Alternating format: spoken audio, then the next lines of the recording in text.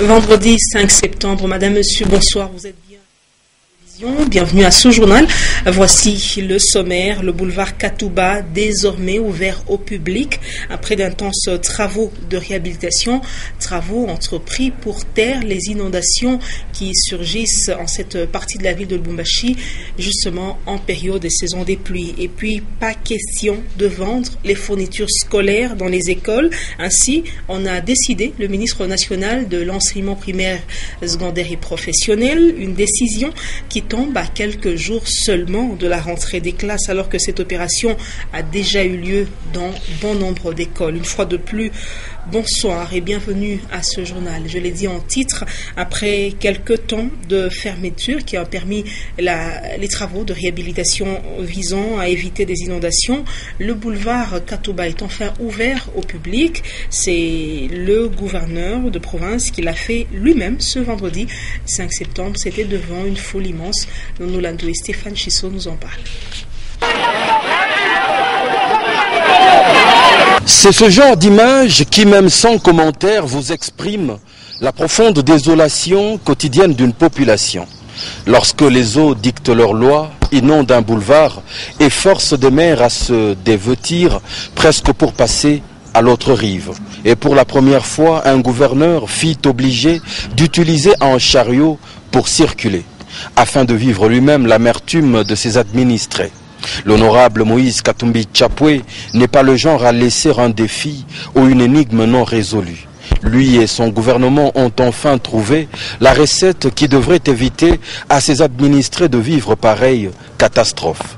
2 ponts ont donc été jetés sur le boulevard Katouba avec des buses suffisamment grandes pour avaler d'importantes quantités d'eau.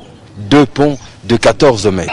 C'est ainsi qu'on a vu un tsunami humain converger vers ce boulevard ce vendredi 5 septembre 2014, au moment où devrait officiellement être réouvert le boulevard au trafic.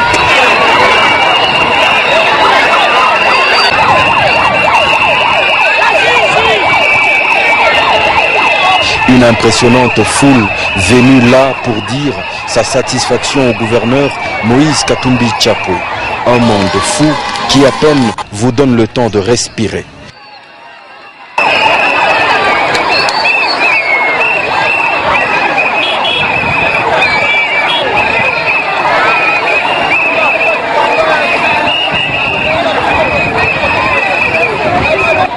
Na hii tunafanya mnaelewa, hii maponto tunaweka iko na 14 meters mu largeur.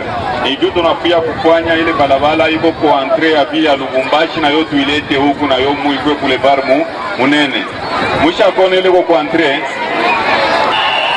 Ndio ile jambo eno Katouba ikafike paka pa foyer ya Katouba. Tunasikilizana. Comme ça, hakutakuwa problème. Mimi na sasa mna problème ya moto ya nguvu sana. Jambo eno problème ya moto tuko na résoudre parce que mampuru tunapia kwanza kukabula mampuru. Tanza tulifungake hii balabala, mtu esikize ba mingi walitusema. Tulifunga ndio mambo mzuri. Esa tulikosa bali tulifunga. Wale walisema tukukose walamushe mbele mikono hiyo lugati. Jambo eno parce que mina pia na mimi kuisha muimbira nikisha boulevard mienda mu pension mina choka mina zeka. Jambo eno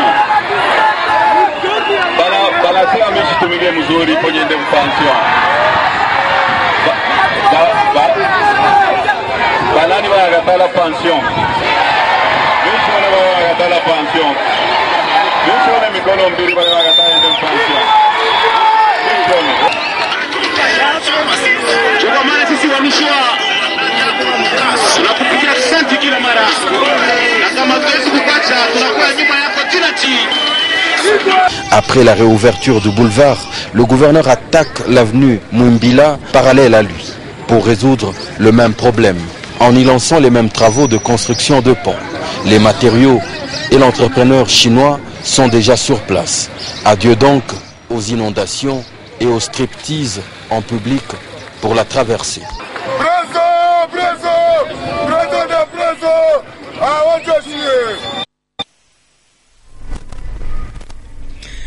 Infrastructure toujours, la poursuite de l'asphaltage, la route Kintsevere se fait sous financement de l'entreprise minière MMG. Bien aujourd'hui, le gouverneur a inspecté ces travaux avant d'assister à l'asphaltage de la route Kassapa qui relie l'avenue des Églises au boulevard Moussiri. Nous nous l'endons une fois de plus. Le même vendredi 5 septembre 2014, l'honorable gouverneur va découvrir la suite du chantier d'asphaltage de la route Kintsevere dans le Haut-Katanga, à plusieurs dizaines de kilomètres de Lubumbashi. Ici, l'entreprise MMG, par ses fonds propres, asphalte cette importante route sur 8 km après avoir asphalté auparavant 7 km, avant d'attaquer une dernière étape sur les kilomètres restants.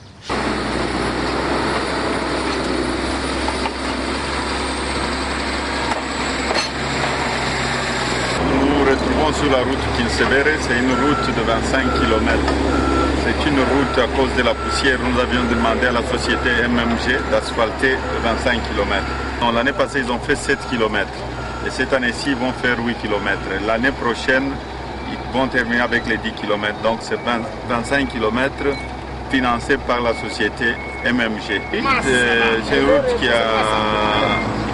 où il y a beaucoup de fermes d'abord. Il y a beaucoup de fermiers. Et avec cette route, vous pouvez aller aussi dans le parc Ebunderu. Il y a aussi, vous pouvez aller dans le village Kasongo. C'est une route où il y a eu aussi, à l'époque, c'était une très mauvaise route. Les Maï nous attaquaient aussi par ici. Donc la police peut intervenir aussi rapidement. We're also putting an access road or a track for pedestrians and for bicycles. C'est avec beaucoup de satisfaction que le gouverneur visite cet important chantier. Cette visite se prolonge à cette nouvelle route qui traverse désormais les cités universitaires de Lubumbashi sur 2,5 km et qui a le sérieux avantage de relier l'autoroute Msiri à l'avenue des Églises du quartier Gambela 2. Ainsi donc, l'on pourra partir du quartier Golfe vers l'aéroport de Lubumbashi sans passer forcément par le centre-ville, en gagnant un précieux temps.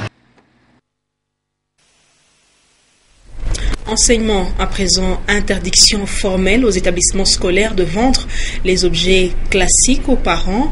La décision émane du ministère national de l'enseignement primaire, secondaire et professionnel. Mesure salutaire pour les parents, mais qui malheureusement pour eux tombe largement en retard à quelques jours de la rentrée des classes. C'est que pendant ce temps, bon nombre d'établissements scolaires ont eu à vendre des fournitures classiques pendant la période d'inscription et de réinscription. Janine Bouchou-Kaloumé nous en parle. Le ministère national de l'enseignement primaire, secondaire et professionnel vient de rappeler l'interdiction des ventes des objets classiques dans les établissements scolaires. C'était au cours d'une rencontre qui a mis autour d'une même table les services de l'EPSP et les présidents des comités nationaux des parents. Cette réunion s'est inscrite dans le cadre des préparatifs de la rentrée scolaire 2014-2015 prévue pour le 8 septembre prochain. Maker Mwangufwamba a souligné qu'une disposition interdisant cette pratique existe et devrait être mise en application. D'une part, l'opinion se demande pourquoi le ministère des tutelles a-t-il pris cette mesure qui souvent souffre des suivis à la veille de la rentrée. Les responsables de l'enseignement n'étaient-ils pas au courant quand les chefs d'établissement exigeaient aux parents l'achat des objets classiques et d'autre part, certains parents ne trouvent aucun inconvénient à acheter les fournitures dans les écoles pendant que d'autres s'en plaignent. Dans un cas comme dans l'autre, certains analystes pensent qu'il revient à l'État de mettre de l'ordre dans cette pratique en prenant des mesures bien avant et non de manière tardive, mais aussi de faire le suivi des mesures prises. En santé, vous le savez, c'est toujours Ebola qui défraye la chronique. 8 traitements et 2 vaccins expérimentaux ont été mis en place par les experts de l'Organisation mondiale de la santé à Genève, en Suisse. Le bilan officiel de cette épidémie dans les pays d'Afrique de l'Ouest fait état de 1900 morts et il faut retenir que ces vaccins expérimentaux sont à usage non généralisé et ce jusqu'en 2015. Et c'est enfin la semaine prochaine que l'Union nationale de la presse du Congo, section du Katanga, va tenir ses élections pour élire bien sûr un nouveau comité. Le président national de cette corporation est donc attendu d'ici lundi 8 septembre et 48 heures après, il sera question de l'organisation de l'Assemblée générale extraordinaire. Ceci ressort d'un communiqué publié récemment par l'UNPC Katanga. Edouard Kankuchitenge nous en parle. Reporté il y a quelques semaines, les élections du comité de l'Union nationale de la presse du Congo auront bel et bien lieu la semaine prochaine. Un communiqué rendu public par l'UNPC Katanga renseigne que le président national de cette corporation arrive à Lubumbashi le lundi 8 septembre. Et l'Assemblée générale extraordinaire va se tenir mercredi 10 septembre et le même jour, l'on fera la restitution des travaux du 8e congrès. Les candidatures sont à déposer du jeudi à samedi à partir des 12 heures. Les conditions pour être éligibles sont les suivantes. Déposer une candidature dûment signée par le récipiendaire, avoir 15 ans de carrière journalistique au poste de commandement, détenir une carte de presse et être membre effectif de l'Union. Justifier d'une faculté mentale et physique adéquate, être de nationalité congolaise et disposer d'une résidence connue en République démocratique du Congo. Et toujours nous, une délégation de l'Union nationale ou l'Union congolaise des femmes des médias UCOFEM a rencontré récemment la directrice des programmes de Nyota Radio et Télévision, Madame Agnès Nkoy. Cette délégation est venue parler du combat que mène UCOFEM pour la promotion des femmes professionnelles des médias. Antoine Roger Mbouimwamba nous en parle. Cet échange de Madame Agnès Nkoy, directrice de programme de Nyota de l'Union congolaise des femmes de médias UCOFEM venue de Kinshasa a tourné autour du combat que mène UCOFEM pour la promotion de la femme de médias de la République démocratique du Congo.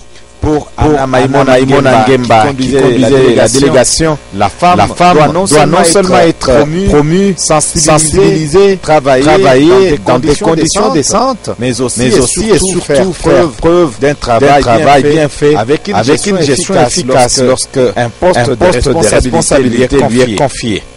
Message bien reçu par Agnès Nkoy qui a invité par la même occasion ses pairs à y arriver. Nous avons fait un constat par rapport à l'accès des femmes dans les médias, femmes comme personnes qui travaillent au